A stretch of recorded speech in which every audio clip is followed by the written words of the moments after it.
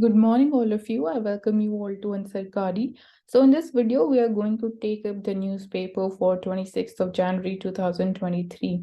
So, we see that our president has to say that multiple creeds and languages are the essence of India. So, India has succeeded as a democratic republic because there are many creeds and languages that have united us and not divided the country. So, diversity, we can say, is the uniting force in India, and it has been proved so. Next, we see that US, Germany, they are going to provide battle tanks to Ukraine. So the tanks that are being provided by the US are M1 Abraham tanks, and we'll be looking about this in detail later on in the video.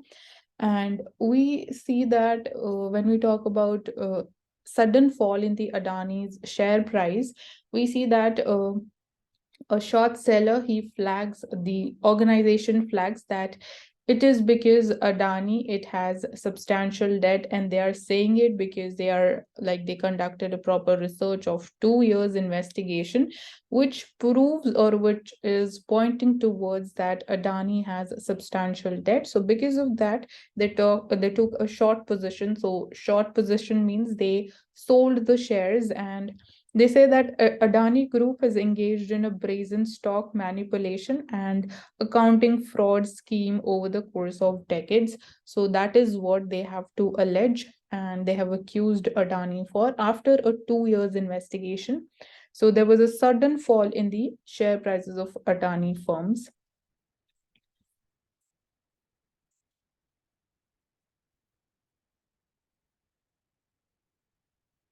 Coming to the editorial page, so here we'll be talking about how the IT rules, they have changed or they have evolved over a period of time, and this is in the backdrop of a BBC documentary which is titled India, the Modi Question, and that has been banned by India. So we'll be looking at the different powers that are there with the government and how the IT rules, we can say, they are being more centralized, and how they have evolved over a time period. So we'll be looking at those changes and evolution. So government right now, it has used its emergency powers under the information technology rules of 2021 and section 69A of this act. So here we'll be looking at what is section 69A, and there are concerns over the natural justice, the constitutionality of the direction that has been directed by the government to ban this BBC documentary, and how the IT rules that are in a perpetual state of proposed amendments. So we see that since the government is using its emergency powers under the IT Act, it has banned this BBC documentary. So we see that such practice, it is contrary to the directions of the Supreme Court in the case of Shreya Singhal versus the Union of India. So under this Shreya Singhal case, in this case, the Supreme Court upheld that blocking powers under Section 69A, they are subject to reasons have to be recorded in writing in such blocking order so that they may be assailed in a writ petition. So this was the Supreme Court judgment that whatever reasons are being provided by the government where it is using this its emergency powers under the Section 69A of the IT Act, they have to be recorded in writing.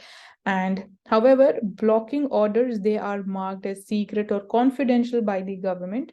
So then they're transmitted directly to the service providers, making it difficult for the authors an opportunity of defense and the general public to challenge them. So basically, government is still not following what was the what was upheld by the Supreme Court under the Shreya Singhal judgment, and the government terms the such orders as secret and confidential, and they're directly sent to the service providers, and they have to oblige to that. And obviously the general public cannot challenge them because they are not publicly available. And so blocking, it has been made under the Rule 16, Clause 3 of the IT rules in Section 69A of the IT Act 2000. It allows for the emergency blocking, and however, the term emergency itself is not legislatively defined. So what entails to any emergency situation, or what is the emergency condition under which government has the power to exercise its emergency powers under this section 69A, they are not clearly defined. So that is one arbitrariness, we can say. And however, we have witnessed an increased use of these emergency powers over a period of time. So that is one trend. And we can say that these IT rules or this IT Act is now being made into an everything law, which is, we say that these IT rules, they first notified on April 11, 2011 by the Ministry of Electronics and Information Technology have undergone a radical change. So we can say that one change is the centralization of the executive power rather than a rapid metamorphosis of the subject matter for regulation. So we, as we started with in the beginning, that we saw that one change is centralization of executive power. Then in February 2021, the rules were amended drastically to increase the government control over the online platforms and news publishers. So again, more centralization of powers. Then other changes included the creation of a grievance officers for the social media companies and traceability requirements to increase the censorship and break these privacy protecting technologies such as encryption. So this thing was highlighted when we say that WhatsApp, it provides you or it enables you to send the encrypted messages, which is basically cannot be read by third party. So this was another change. And in January 2023, the ministry, it wanted to create a self-regulatory system for the online gaming and gambling companies. So this was obviously we read this news, and which is illegal on several grounds. So there are several concerns regarding the creation of self-regulatory systems for the online gaming and gambling companies, which includes like federalism, given that legislation on it is a state subject. So online gaming or gambling, it comes under the state list. So on that purpose, we can say that it violates the principle of federalism. And then we see that the power to fact check and take down any online content without defining the term what do we mean by the fake news, it has been given to the PIB fact check unit recently. So any news, any content that is like regarding the central government or any central organization, and if it is termed as fake by the PIB, then that has to be taken down. So this is one new power. And we see that now we can say that looking at all these changes, we see that they have been made more centralized. The center has been given more power. It is bringing changes on the state subjects, and PIB has been provided with more power. So we see that the expansion of these IT rules, they are made into an everything law. So everything, we can say, it has been subsumed under this IT Act, and it has become an everything law when specifically we talk about the digital content and that is there. So this leaves us to ask a wider question, which is, where do we place the free debate and expression in a digital and democratic India? And we know that freedom to speech and expression is a fundamental right guaranteed under Article 19, Part 3 of the Indian Constitution. So this article leaves us with this question, and which needs further deliberation and discussion. Then, as we saw on the front page, that US and Germany are going to provide Ukraine with its like tanks and more weapons and more monetary aid. So Germany is going to provide its Leopard 2 tanks, and earlier Germany, it was reluctant in providing these tanks to Ukraine. So firstly, we'll understand what is the current situation through this map. So the regions that has been like colored in orange, they are all under the control of Russia as of now, and those under green color, they have been reclaimed by Ukraine back. So that is the situation. So you can have a look at important cities. You can see it is Sevastopol. Here you have Odessa. It was recently in news. We have Mariupol here. Then there is Dnipro River, which is located here. So this can be asked in PT. It is Dnipro River, and we have Kharkiv region here.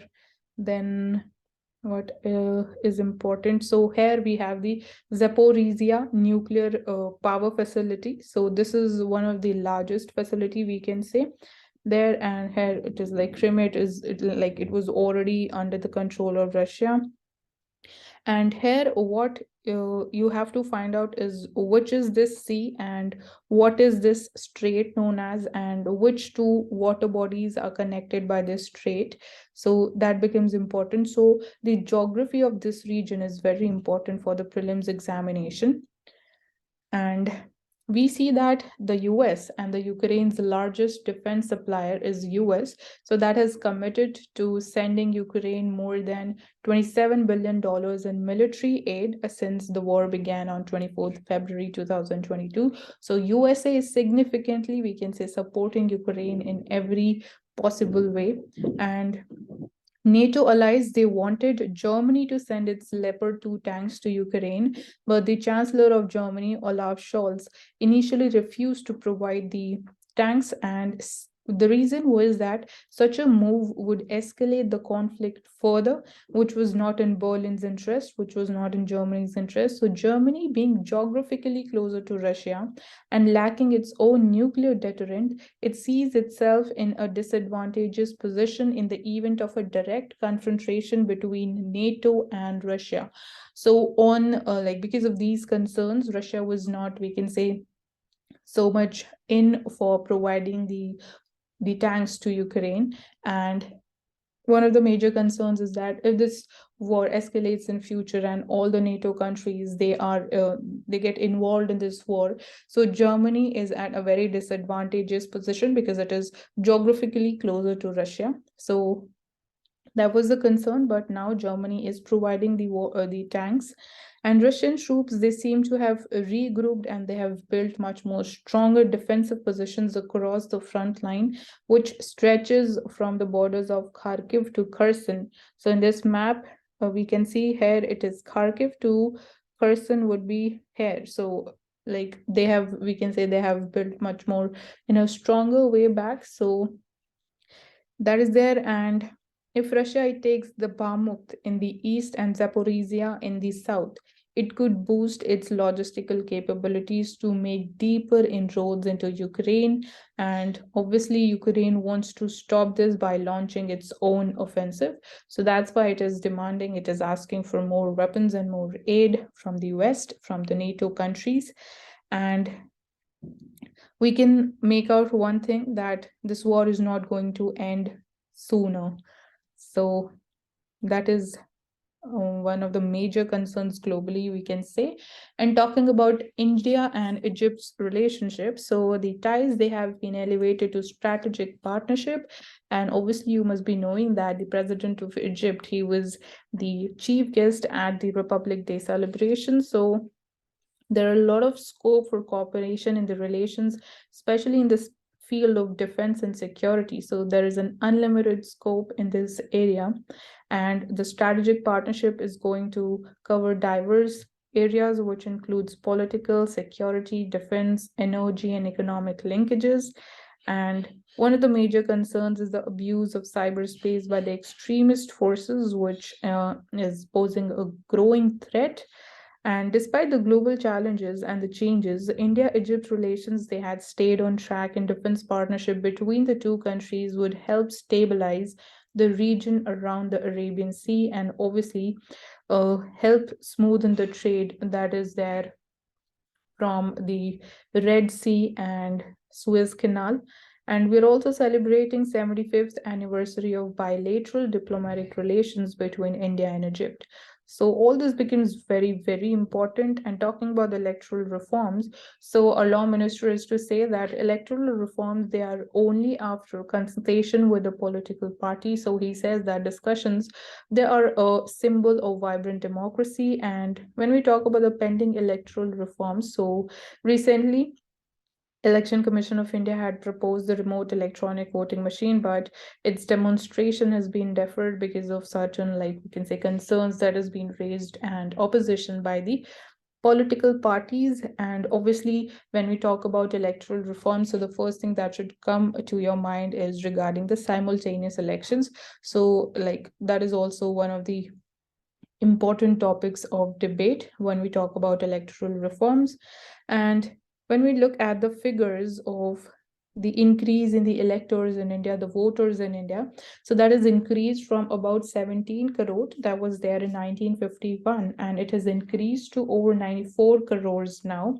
And still many more people are left out, and that is, we can say, one of the figures through which we can see and understand how this process has grown over a period of time. So India is going to host the SEO summit this year as well. So an important question from the prelims perspective for you is to find out what are the members of the SEO, and when did India and Pakistan became a permanent member of it? Where is the headquarters? So all that basic information is very important for you to know as a first step. And talking about the Jal Jeevan mission, so it is providing tap water to 11 crore houses now. So it is under the Jal Shakti Ministry, and this is providing tap water to 11 crore rural households, and this is the 56% of the targeted 19.3 crore households. So 56% of the targeted households have been covered under this mission, and it goes a long way in empowering and educating the girl child as well. So that is one of the benefits out of because of this mission and this program. So the main thing for you to know and remember is that it is there to provide tap waters to all the rural households. So rural areas are the main target. And when we talk about minor millets, so government says that they may decide on a benchmark price for the minor millets. So center said that it would help states to procure and distribute the millets through the public distribution system. And at present, the millets such as jowar, bajra, and ragi, they are procured by 9 states with the MSP that is announced by the center. And minor millets, they are not procured at the moment right now. So there's a plan that the center would come up with a benchmark price for minor millets. So minor millets and millets, they are a little different. And millets, which we talked about, that includes jowar, bajra, ragi, apart from others, they are procured by the states under the MSP program. And talking about the Monument Mitra scheme, so it is the scheme, it entails adopting a heritage site and maintaining that too as well. So this will be soon revamped to enable the private firms to also adopt any heritage site to partner for the upkeep of 1,000 archaeological survey of India's monuments. And the scheme, it was earlier under Ministry of Tourism, and it has recently been transferred to the Ministry of Culture. So that is one thing that you need to remember. And talking about South Africa, so people are protesting against prolonged energy crisis, and North Korea's capital has been locked down because of a respiratory illness, and we don't have any much information about that disease. So that is there. So it is important for you to have a look at what changes and how things are going on globally. So energy crisis in South Africa, and when we talk about South America, we looked at Peru, and in Brazil also people are protesting. And in New Zealand, it gets the new prime minister. So Moscow, Russia warns against US sending tanks to Ukraine, says it would be a blatant provocation against the Russian Federation. So again, a warning being issued by Russia, and definitely it would escalate the war because more and more weapons are being sent, more aid is being provided. So not going to end sooner. And coming to the business page, so banks, they may raise their deposit rates to compete with the small savings. That is what RBI has to say. So here the issue is that recently government has increased the interest rate over the small savings schemes, which we can say they are now more than what the rates provided by the banks over the savings account, we can say.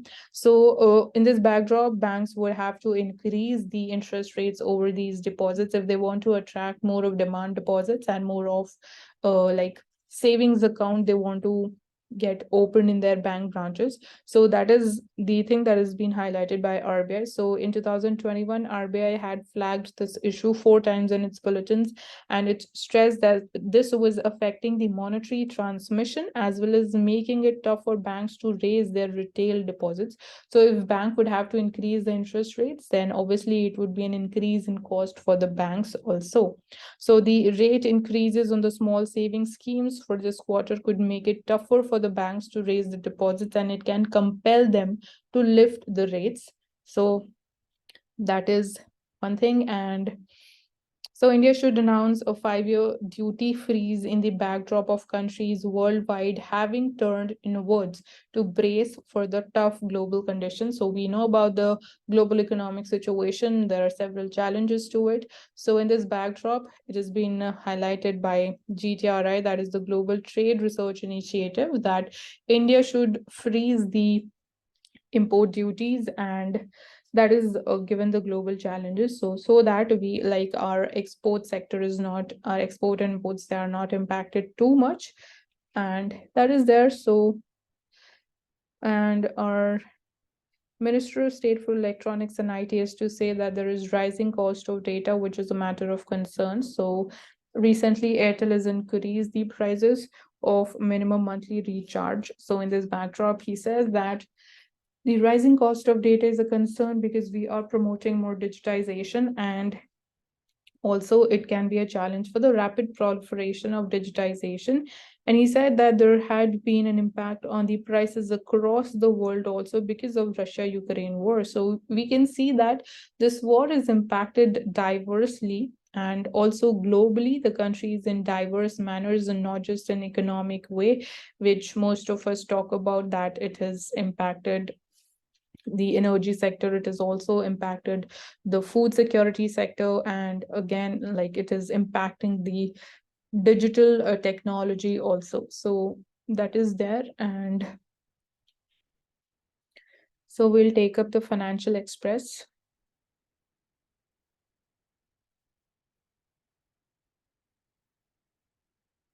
So here we have to talk about Bhar OS. So it is an Android challenger, we can say. So this, it is in the offing, and we'll try to understand what is Bhar OS and how is it different from Android.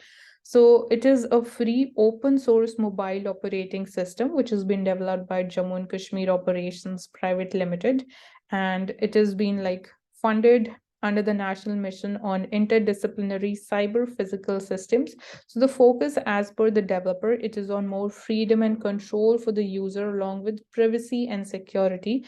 And this, the OS, it adopts a no default apps principle. So no default apps principle, under which a user is free to download or remove any app on her phone and that she may not be familiar with or may not trust. So that freedom lies there. And like, what is its underlying software architecture? So BarOS, it is based on the Android open source project, an open source development initiative that is led by Google. So Android, in turn, it uses the Linux kernel, so a kernel being the core interface between the hardware of a device and its processes.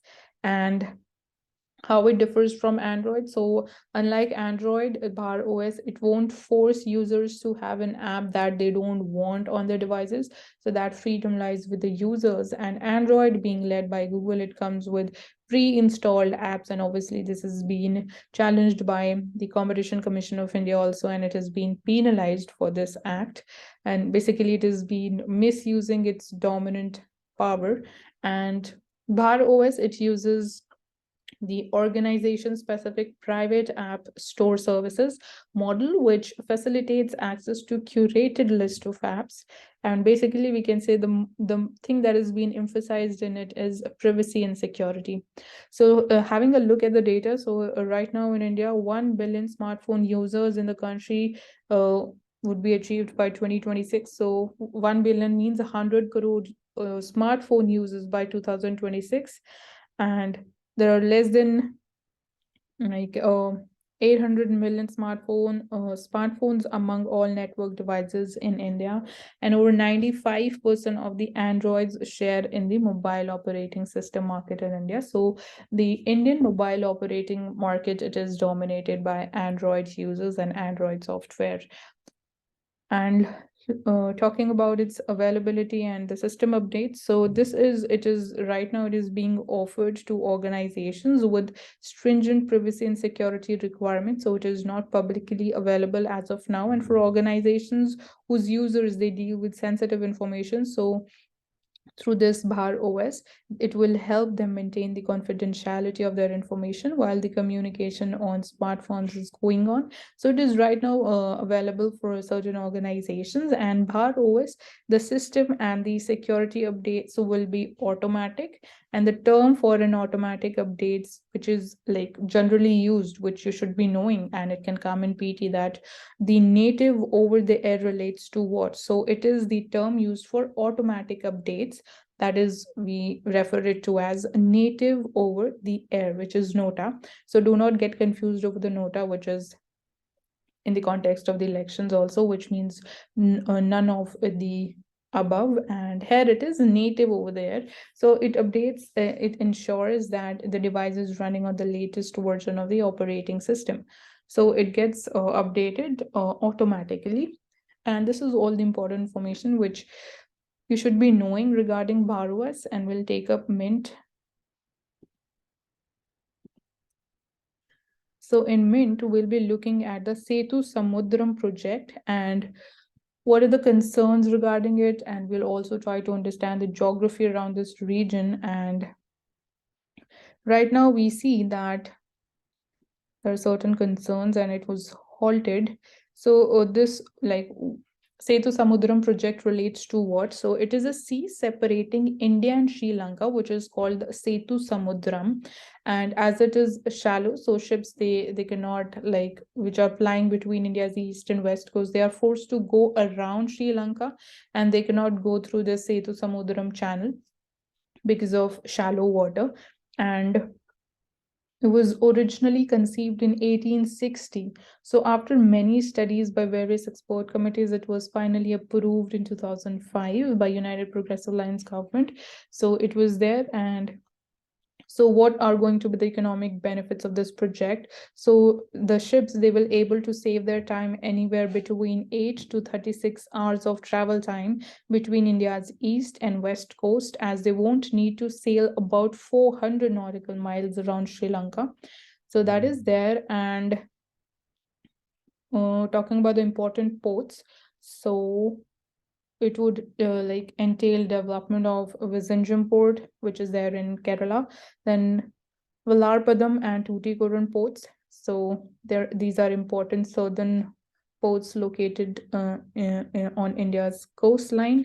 So obviously it will bring down the logistical cost for the Indian industry, and definitely Tamil Nadu believes that it is going to create as many as 50,000 jobs and uplift the economy of the state. And having a look at the geography, so this is the proposed channel. You can see the dotted black line. So this is the proposed Setu Samudram canal. And right now the ships, they have to take this route, which is around, they have to cover this entire 400 nautical miles of region around Sri Lanka. So this is the existing route. And if this gets operationalized, so obviously it is going to save on cost and time, and that is there, like obviously it'd be giving more boost to the jobs, and that is there. So it was like stalled before the project has been stopped. It is like not working right now because it was halted in 2007 after the Supreme Court stayed the dredging work near the Adams Bridge or the Ram Setu. So Hindus, they believe that Lord Ram's army built this Ram Setu bridge, and over the years, many alternative alignments avoiding the Ram Setu were drawn up, and many expert panels, they have given their recommendations, but the project, it still remains in limbo. So it is, since this Ram Setu is associated with the religious Hindu beliefs, so that's why the project was halted in 2007. And What are the other objections?